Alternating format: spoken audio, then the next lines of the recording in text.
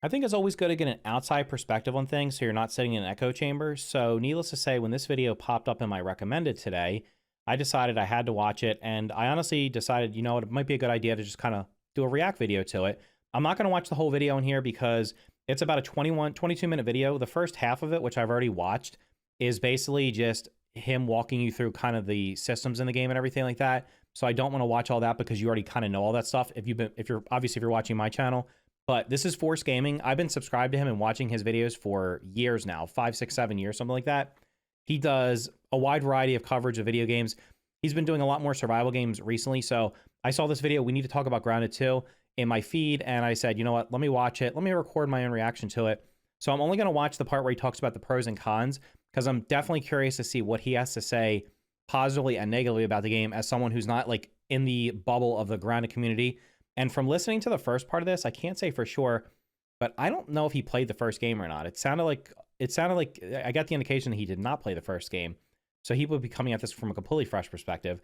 In any case, I'm going to leave a link for the video and his channel down below. So if you're looking for more video game content creators, he's definitely a good one to watch. He's got like over 1 million subscribers. He's been doing this for a long time. High quality videos. Like I said, I watch all of his videos. So let's jump in and listen to the pros and cons he has for Grounded 2 from his, I think he said he played about 25 hours of it. All right, now let's go ahead and move into my impressions. As always, we're going to start off with the pros. For starters, I just think the entire premise and setting is great. It really is a nice spin on the genre. And to go along with this unique setting is a rather impressive level of attention to detail, which really has gone a long way in adding to the immersion. Like I said, the fact that when you have a campfire, it looks like a matchstick instead of a roaring fire, or the fact that when you're gathering water, you're doing so from dew droplets that collect on the tips of blades of grass, or the fact that at any point, because you are small and everything comparatively is oversized, you can look off at the distance at the hot dog stand, at the picnic table, and quickly get your bearings in the map without having to actually pull up the map itself. Like, once you get familiar with the game and where each of those major points of interest are located, you can just use the environment as your navigation tool. You don't really need a compass. You can see. Well, I think we can all agree that, yes, the setting of this game is pretty unique. The only other game that's even tried to replicate it was Smallland. Smallland was a totally different thing. It was a totally different game, even though you were shrunk down inside of it. So yeah, the environment here is, this is going to be, even though it's a survival game, it is totally different in terms of environment from literally any other survival game you're going to play. Of course, other than the sequel, which is, the first game, which obviously makes sense. Oh, there's the popcorn hot dog stand. My base is in that direction from my current position. I'm going to go over there. Or, oh, look over there. That's the picnic table with the pine trees behind it. I know that's in the northwest corner. If that's where I want to go, that's where I'm headed. So yeah, they do a great job with the play space, and the fact that there's still much more to come has me excited and looking forward to how they progress with that. There are a lot of survival games out there, but quite a few exactly like this, and I've appreciated that. Beyond some issues, which we will cover in the next section, I will say, just as a general statement, this is, I think, a solid foundation for what will hopefully become a great survival game when all is said and done. There's already some great quality of life in here, like the aforementioned Omni tool, which takes all of the harvesting tools and combines it into one item. I know this is going to make some of you upset.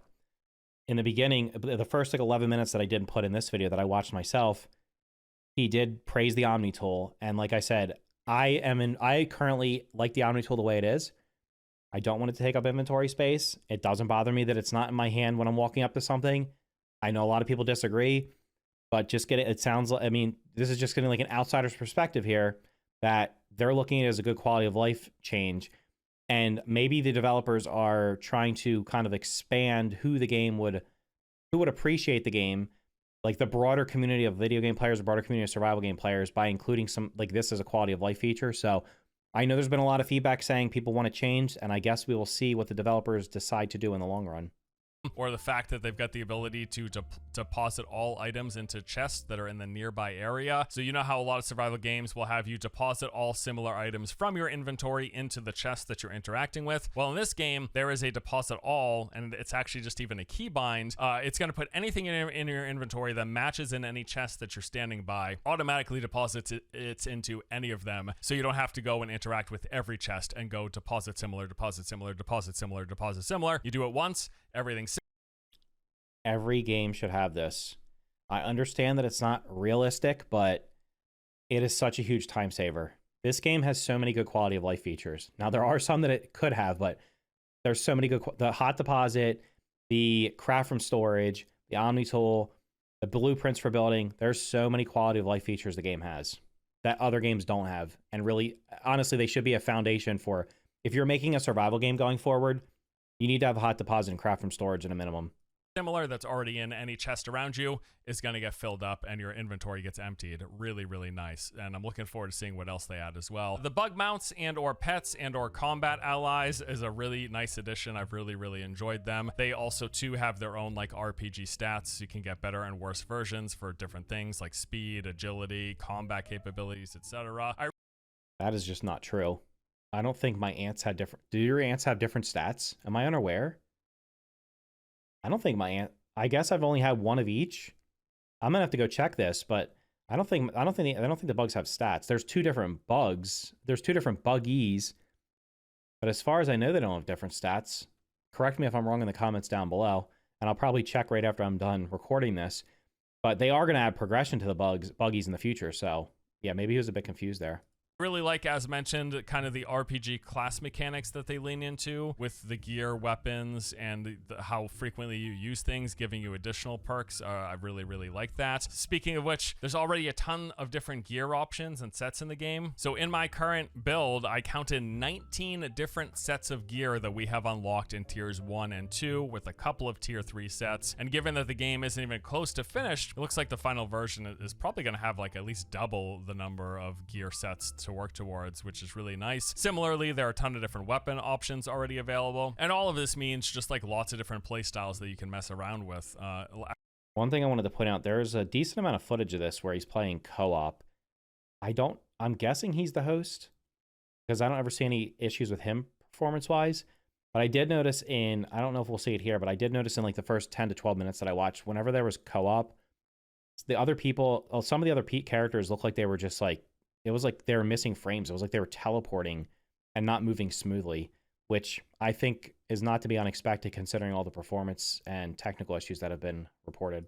As mentioned, I started off going with a ranged bow build, then I swapped into a life leech tank, and then finally I ended up playing as a mage with an ice and fire staff, and I'm just looking forward to seeing what else they add to the game. Those are most of my pros here. Let's go ahead and now move into the cons. First of all, just simply put, it's early access. The game is not finished. Right now, we have got what is roughly a third of what is planned for the final 1.0 release version of the game. So I think it's actually less than that. I mean, I could be wrong, but if you look at the map, it looks like, I think it's maybe a quarter of the map right now. I think it's going to end up being 3 to 4 times bigger than it currently is. There might be 3 acts of the story, but I think the map's going to end up being more than triple the size that it currently is. There is still a lot more to come, but that also means there's a lot in the current game that isn't yet available. And then beyond that, with the early access version, there has been, unfortunately enough, quite a lot of performance and technical issues. So performance across the board seems pretty rough. That is the #1 complaint that I'm seeing from user reviews. And even on my rig, running an RTX 4090 and i9 14900K, and with 64 gigs of RAM, I have noticed a bunch of performance issues. The frame rate fluctuates a fair bit. I have had numerous hard crashes to desktop. I've had many more hard freezes where the game would just lock up for a solid 10 to 15 seconds before then picking up again. I started out playing solo and then eventually went into a multiplayer match playing with my friends, and multiplayer itself has a lot of separate issues. There seems to be a lot of desync when you're playing with friends. Okay, so I know this, speaking from my own experience, when I played the first game in multiplayer, if I hosted, I had no problems. When I played in my own house with my kids, we all ran fine if I was hosting it. When my one son was hosting it on an Xbox, we literally couldn't play it. There was too much desync and stuff like that. And it was just like literally unplayable. But it's actually changed over time. So it's like, playing on a shared world in the first game, depending on who it wouldn't even have to be like it didn't even matter who the host was sometimes. Sometimes everybody who was the non-host just had desync issues to the point where you literally couldn't pick up items, you couldn't block properly. It just made it completely unplayable. I'm genuinely surprised that they released this game with a lot of the same issues that a lot of people had in the first game. Now, I know not everybody had those issues, but they seem pretty widespread, and it seems like they're back again. And I haven't even tested out co-op yet, so I can't even speak to this. Just constant. It's not exactly rubber banding, but everything feels like there's just a little too much latency to it. Other players and buggies also appear to be like at times. You can literally just see the characters look like they're just jittery right there. They're not moving smoothly like they would if you're the host. Be way lower frame rate than your own characters. Like my frame rate could be maybe a solid whatever 90 or 120, but then I look at my friends moving around and it looks like they're moving at 5 frames per second. It's just really off-putting. Then also setting up multiplayer, I gotta say that was kind of a pain. For whatever reason, everyone has to log into an Xbox account, and we're playing on Steam on PC. We're playing on PC via Steam. We all had to log into Xbox accounts. Half of the group I was playing with didn't even have Xbox accounts, so they had to go set up an Xbox account, log in. Then we had to all add each other to our Xbox friends list on xbox.com or whatever, rather than just, you know, it's a game on Steam, just open the game and invite your friends from your... This is normal. This is every Microsoft game. PlayStation was doing it for a while too, where you had to log into some PlayStation games you have to log into a PlayStation account on Steam. There's Ubisoft games where you have to have Ubisoft to connect account to open the game, even if you have it on Steam. And yeah, if you want to play multiplayer even if you're playing with all players on Steam, you have to have an Xbox account, which is kind of silly, to be completely honest. I mean, I have one, so it's not a big deal to me, but I remember playing the first game, and the first time I tried to play with somebody when I was on PC, I was friends with them on Steam.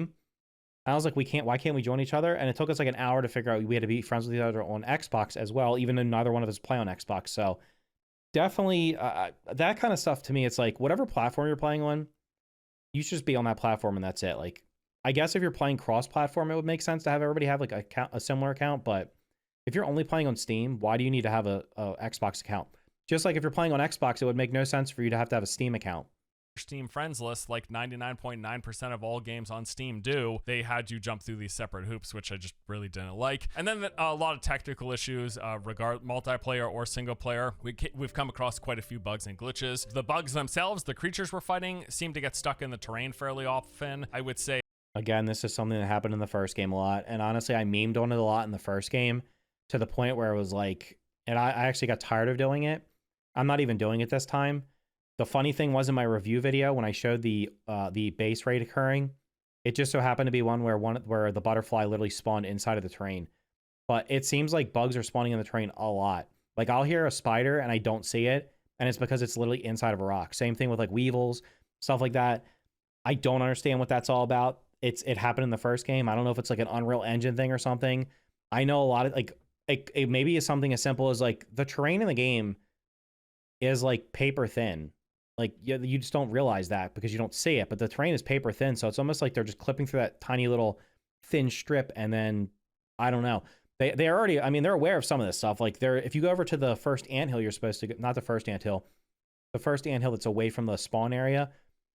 There's tons. It's the one where you get the red soldier ant egg. I was over there the other day, and there was like five worker ants just like popping out of the terrain. So they're aware of that, and hopefully they're going to fix it. But that's another carryover from the first game that never got fixed.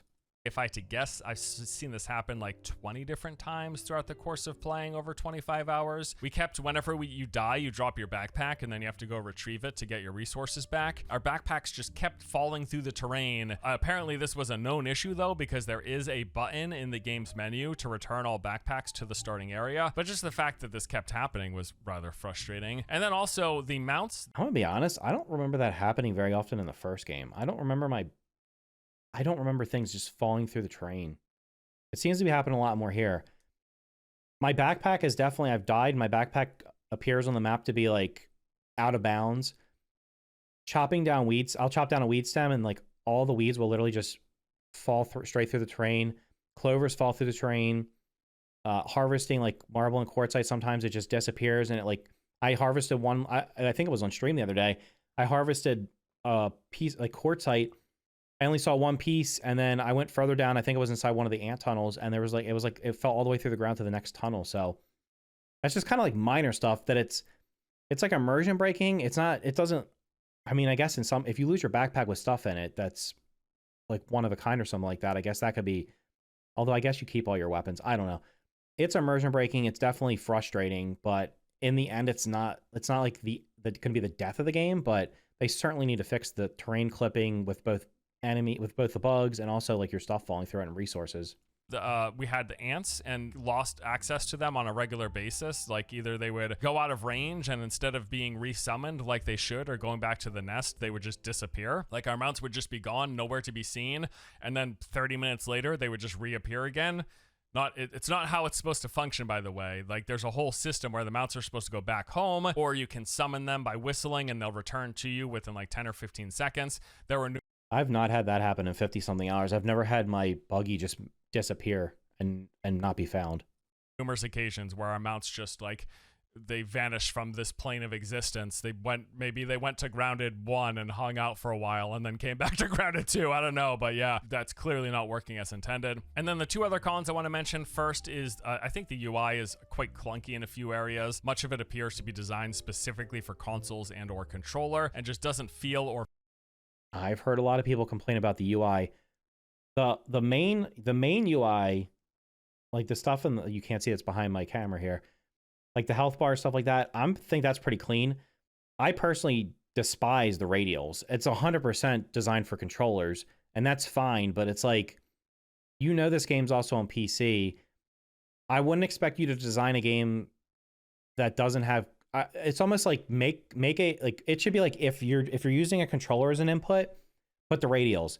If you're using mouse and keyboard as an input, it should not have the radials. Like you should not have to go into these radials to do things. That's 100% a controller thing. Function right on a mouse and keyboard. And then finally, the game's just short, relatively speaking. Like for the survival genre, we've pretty much wrapped up our playthrough at around 25 or so hours. Now this will of course take more or less time depending on your playstyle. I'll also add that if you're playing entirely solo, you're probably going to get more hours out of it because it's going to be much harder to deal with some of the larger creatures. When we're playing in a group, we can kind of juggle the enemies by just whoever doesn't have aggro can freely attack, which is something you really can't do when you're solo. You can kind of do it with your buggy pet, but I digress. I would say 20 to 35 hours is like what you could roughly expect from this game. I'm gonna be honest, I feel like that's plenty of content.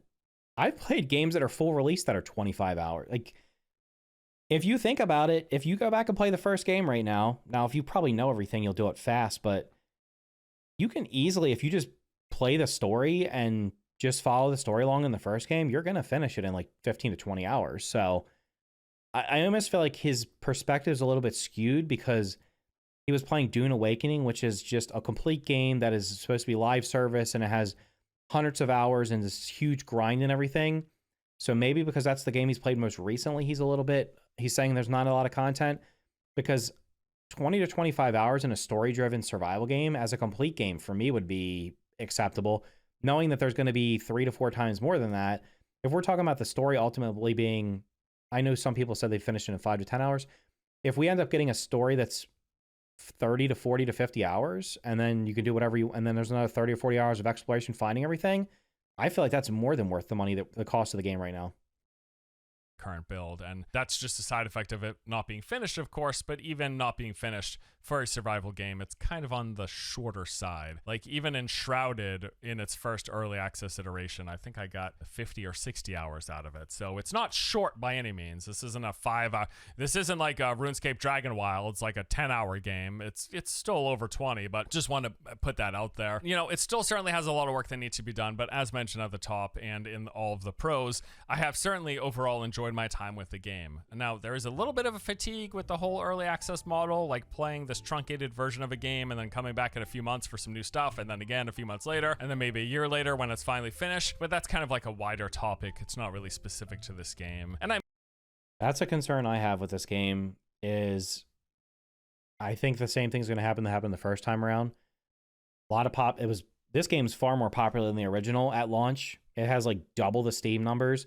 It was actually in the top, it was like number 13 on most played on Xbox. And to the best of my knowledge, the first game, I don't remember it ever cracking the top 50 from when I checked. So even at launch 1.0. So, but my big concern is going to be like, it's popular now. how many people are not going to come back in the fall to fight a single boss? And then at that point, they've probably started playing others. They've probably played other stuff. So when the big update actually does come early 2026, I think there'll be like a modest spike in interest. But overall, the whole early access thing, I mean, I've said this recently. I actually said it before this game came out. I was like, man, I really hope if they release it, if they release a Grounded 2, it's not early access. It is early access, obviously, because it's not finished, right? And it makes sense. But like, I personally I'm going to play the game, but I don't see myself playing this as the only, it's not going to be the only game I play for the next 3 to 6 months. That's just not going to happen. It might be my YouTube content is primarily focused on it, but even then, we're only the game's only been out for, it's been like a week as I'm recording this, and pretty much everything in the game's been solved. Like, a lot of people beat the game in the first 2 or 3 days. I think pretty much every secret's been found at this point. So there's not really going to be, it's going to be like slim pickings for a while. And I think a lot of people, like, if you're not making YouTube content, you're not a streamer, and you like to just play video games in general, a lot of you guys are going to just be like, I'll come back in 6 months when there's a big update and play it for a weekend, or I'll come back at 1.0 and wait for it to be finished. So we'll see what happens with that. I mean, really, it's fine, whatever. Like, if I play and I have fun, that's all I'm looking for, really. And I will say the game is fairly good overall, and it's done fairly well as a result. It's reached a peak player count of nearly 50,000 concurrents just on PC alone. By comparison, the original game peaked at 32,000 concurrents, and right now it's... That 32,000 on Steam was during a free weekend. I think the highest non-free weekend was 27,000. I think that was at launch. So it's pretty much doubled the peak player count from the original game.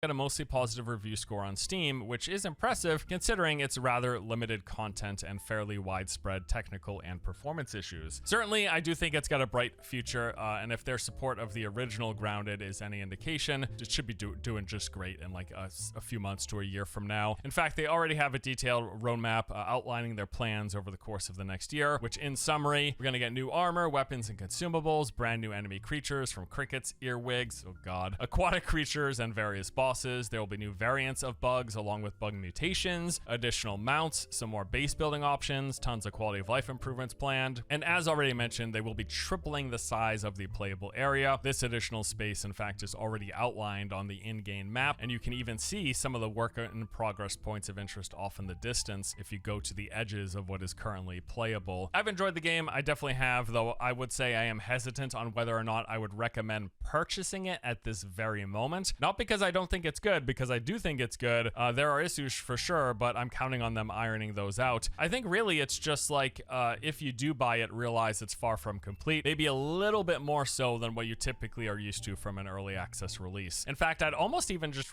He clearly did not play the original game, which had 30 minutes of content at release, and then it was kind of make your own adventure. Recommend, if you haven't already, buying and playing the original Grounded first, and then if you like that, maybe come back in a few months to a year when Grounded 2 is a bit closer to being complete and has had its performance, technical, and content issues hopefully sorted out. That said, I am fairly confident when all is said and done that this game will be an easy recommendation. It's just not quite exactly there at this moment. I do like it, I did have fun, but with some caveats. Certainly though, I will be I mean, I agree with most of what he's saying. The game, I guess what's happened is in the last couple of years since from the time the original game released in early access in like 2020 until now, 5 years later, a lot's changed. A lot of games that have come out since then, not all of them, because there's been others I've played. Like I said, I do everything in 3 hours and I'm like, okay, I'm done. But games like he mentioned Enshrouded took me 50 to 60 hours to do everything at launch. Abiotic Factor, I played, I want to say like 25 hours at launch and didn't even do everything. V Rising came out after this. V Rising, I think I played like 40 hours and didn't finish everything at launch. What else is there? Valheim, I did do everything at launch and it took 50 to 100 hours playing co-op. Those are the games I'm thinking of off the top of my head. I know Dune Awakening came out, it's not early access, and that has a ton of content. So I guess I can see, like, it seems like while this does, like, I'm fine with the amount of content this has, knowing that there's going to be a lot more.